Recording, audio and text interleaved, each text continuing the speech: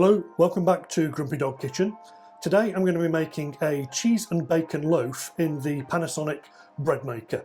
Now this is a first for me, so I'm going to take you along as I experiment with an additional recipe. Just a quick side note on this particular machine, this recipe doesn't actually call for any butter, which I'm going to assume is actually a printing error because there is an additional bacon and cheese recipe here that does call for butter. So we need some sort of fat, I think, so I'm going with 25 grams of butter.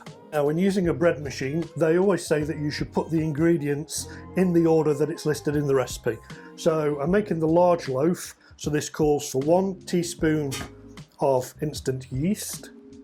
We're then going to add the flour. This is predominantly white flour. I have added 75 grams of rye just for a little bit of additional flavour. There we go with the flour, and I'm going to add the butter now.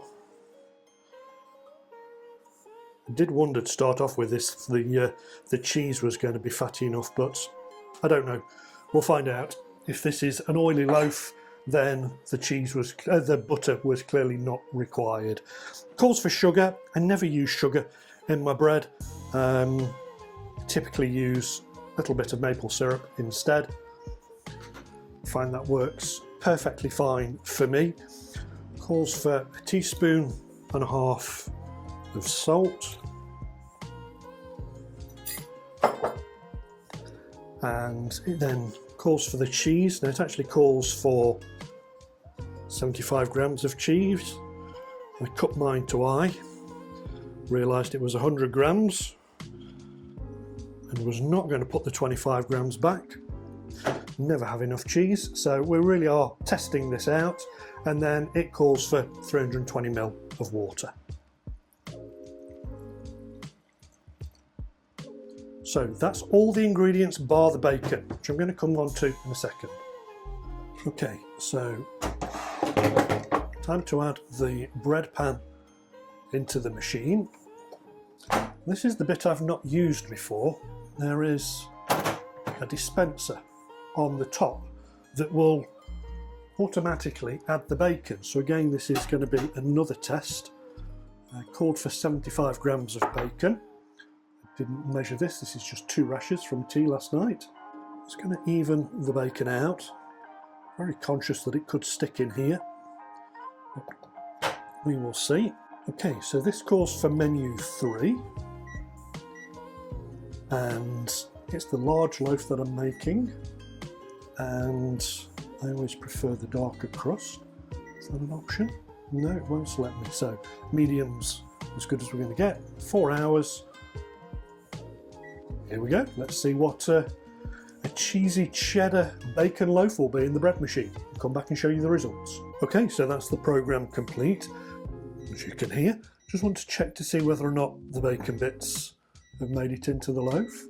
They have. The trapdoor is open. So let's have a quick look and see what it looks like. Well, looks good. Smells even better. Just give me a sec and I'll get that out. So there is one very beautiful looking loaf of bread. Notice the top of the loaf, probably softer than normal.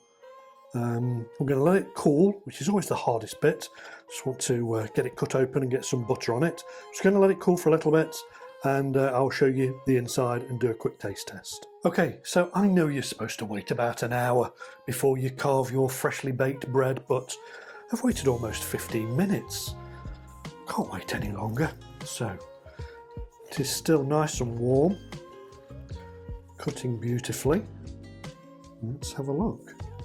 Steam's still coming out. You can see the bits of bacon. I was worried because I added the butter that it might be overly greasy, but it's not. It's not greasy at all.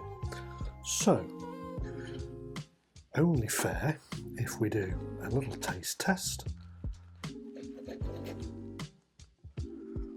Give this a little try.